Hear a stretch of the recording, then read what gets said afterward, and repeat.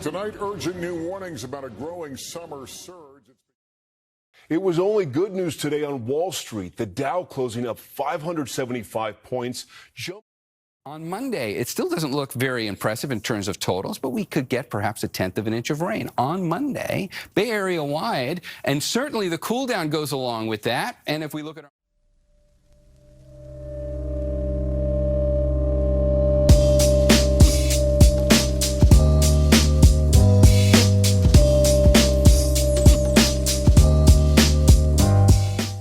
What's really good, YouTube? This is District 1, and today I want to talk about the Dunk Low Panda. It's a shoe that I really wanted to talk about for some time now and really dive deep into. But before I get into it, make sure you hit the like button, the subscribe button, and the notification bells for any updates. So if you guys have been following my channel, I've been mostly reviewing the Dunk silhouette. You know I love the Dunk silhouette because it's so versatile and its ease of pairing with most outfits. So let's get into these Dunks.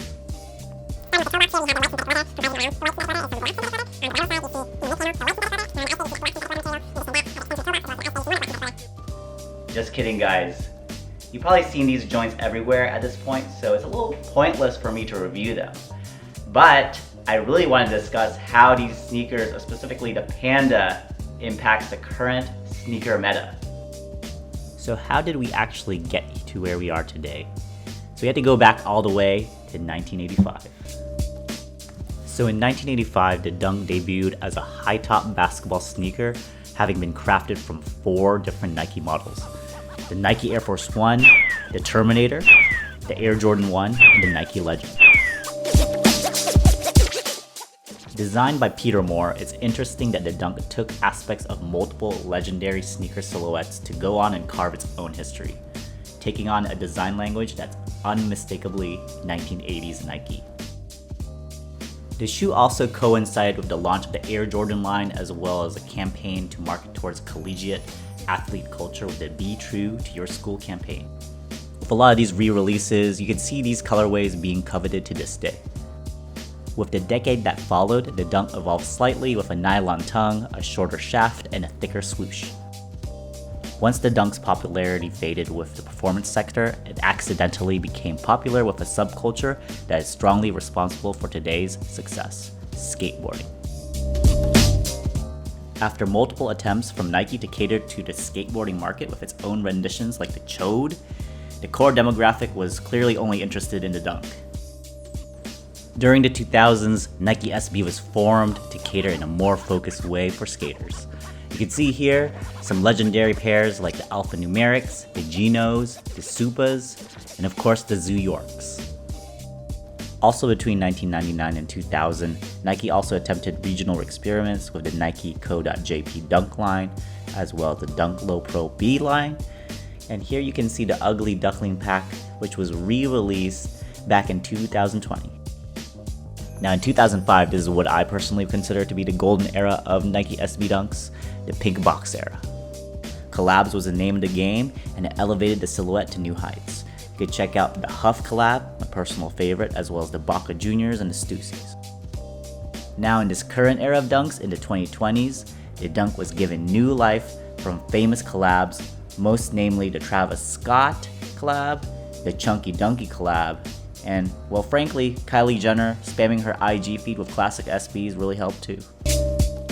So I personally believe that the current Nike sneaker meta was formed by the resurgence of the Dunk in 2020. And during that year, they released or re-released a lot of classic colorways. And even to this day, even though they're releasing new colorways like the Fossil, it's still hard to get these shoes. But the one shoe to rule them all and really define the Nike sneaker meta is the Nike Dunk Panda. So in regards to copying these sneakers, even though you see them everywhere in the streets, it's a little harder than you think. Currently, Nike has been popping up shop drops and Nike Dunk reserves from time to time to satiate the public for these limited run supplies. And yes, that's the only way you could get them. And don't get me wrong, I genuinely feel that Nike is doing their best to get these sneakers into the general consumer's hands, but they are a business and they have to support their other major lines like the Kyrie Irving line, the KD line, and hey, even the Zoom Freak line. But given where we are and the supply chain woes that we are in right now, it really produces a very unique hype, supply, demand situation that Nike has to really figure out with the Dunk Low Pandas or just Dunks in general. So moving on to resale. Resale is very, very healthy for those willing to resale these sneakers. However, I have seen a trend that they are going down in price, most likely because of the economy, but hey, it is going down, so take it as you will. If you guys are willing to wait out for it, then it might be a better time to do it later. So in terms of fit, these Nike Dunk Low Pandas fit like any other dunk. I'm a size 8. These are size 8s and they fit well. So in terms of the quality for these dunks, so they are a pair of GR dunks. And so the synthetic leather used in these dunks are just not as good as the premium materials you see in other models. And in terms of the comfort for these sneakers, it's very outdated technology like any other Nike Dunk. And so you probably would be better off having a more supported sneaker with more updated technology if you want to look for comfort.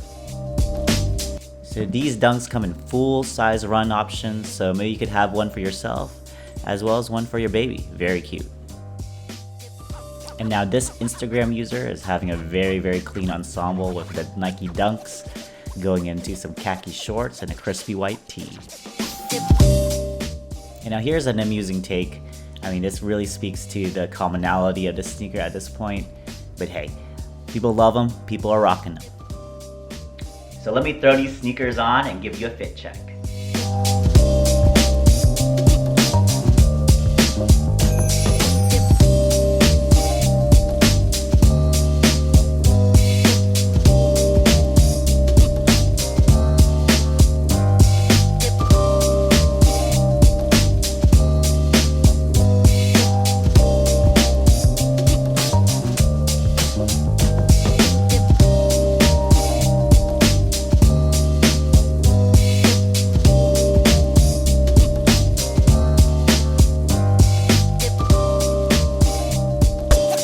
So my overall thought is that the Dunk Low Panda has reached peak saturation. There's no doubt about it. But it is a timeless silhouette and a timeless colorway, so I do welcome it in the current fashion and sneaker meta. Time will tell if it's going to be as common as Converse Chuck Taylors, Air Force Ones, or Vans Old Schools, and you just go into a store and just buy them. So in the end, I'd love to hear what you guys think. Personally, I welcome this versatile colorway and silhouette in the current sneaker meta, but I also feel like the sales model that Nike is going about releasing the sneaker to the average consumer is harder than it should be. Let me know if you feel the same way. So I appreciate you guys for tuning in. Make sure you hit the subscribe button, and I'll see you guys next time.